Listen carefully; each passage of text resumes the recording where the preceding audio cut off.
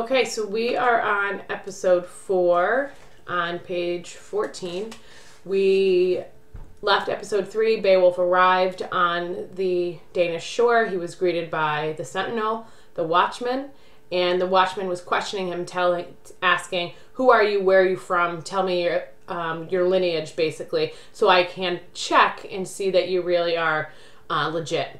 Okay, so on your characteristics and conventions chart, Beowulf is going to talk specifically about his lineage, okay, in episode 4. So I would copy down these lines running from about line 260 to 270, okay? This is Beowulf's lineage. Their leader answered him, Beowulf, unlocking words from deep in his breast, "We are Geats, men who follow Hygelac. My father was a famous soldier, known far and wide as a leader of men. His name was Edgetho. His life lasted many winters. Wise men all over the earth surely remember him still.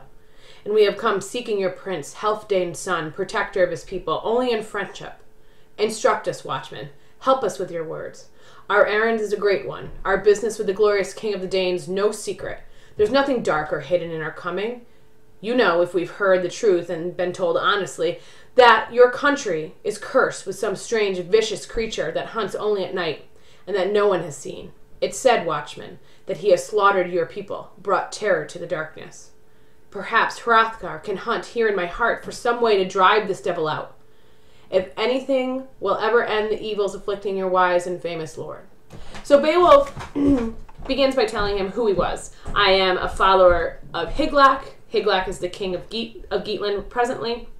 My father was Edgetho. You should know his name because he was a famous warrior. His name was popular or famous all throughout the earth. And then he says, but we've come in friendship and friendship only. I've heard about Grendel. I'm here to save you. Okay? Picking up again on page 15 at the top. And here he can cool his burning sorrow, or else he may say his suffering go on forever, for as long as Heorot towers high on your hills. So Beowulf, again, I talked a little bit before about at times he's arrogant. He says basically to this watchman, if you don't let me help you, no one's going to be able to stop this beast. So basically, I'm your only option, okay? This is part of his formation of his identity. His arrogance really is prevalent here. This is where we can see that because he is such a good warrior, because he has been so successful in the past, part of his identity is that he's arrogant. The mounted officer answered him bluntly, the brave watchman.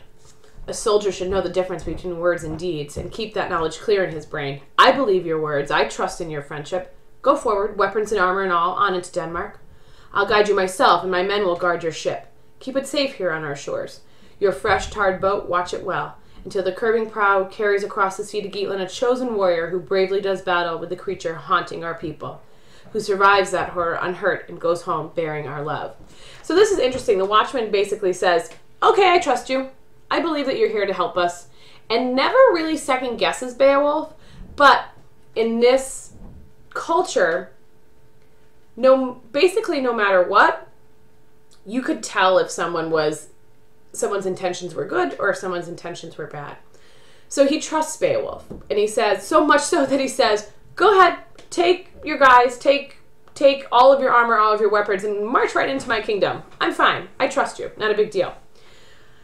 The narrator then talks about or foreshadows actually what is going to happen in the future. Okay? That a chosen warrior will bravely do battle with an evil being and be sent gloriously home.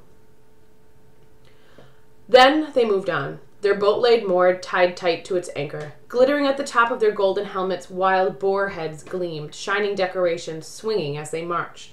Erect like guards, like sentinels, as though ready to fight. They marched, Beowulf and his men and their guide, until they could see the gables of Heorot, covered with hammered gold and glowing in the sun, that most famous of all dwellings, towering, majestic, its glittering roofs visible far across the land. So we have imagery of not only Beowulf and his men in their beautiful armor, glittering off with the sun, the rays of the sun kind of bouncing off and showing the beauty of their armor. But then as they walk up to Heorot, those same rays of sun glittering off the towers of Herod, as if they're connected, Beowulf and his warriors and Herod. Their guide reined in his horse, pointing to that hall, built by Hrothgar for the best and bravest of his men. The path was plain, they could see their way. And then he spoke. Now I must leave you.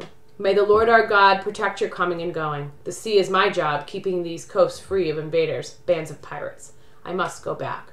So before the watchman leaves, he blesses him. Okay, another aspect of the theme of religion. He blesses him and says, may the Lord protect you. You're coming and you're going. Meaning being here and then your safe return back. So you have a bunch of characteristics and conventions that you can fill out, and we've touched on at least 3 themes in episode 4.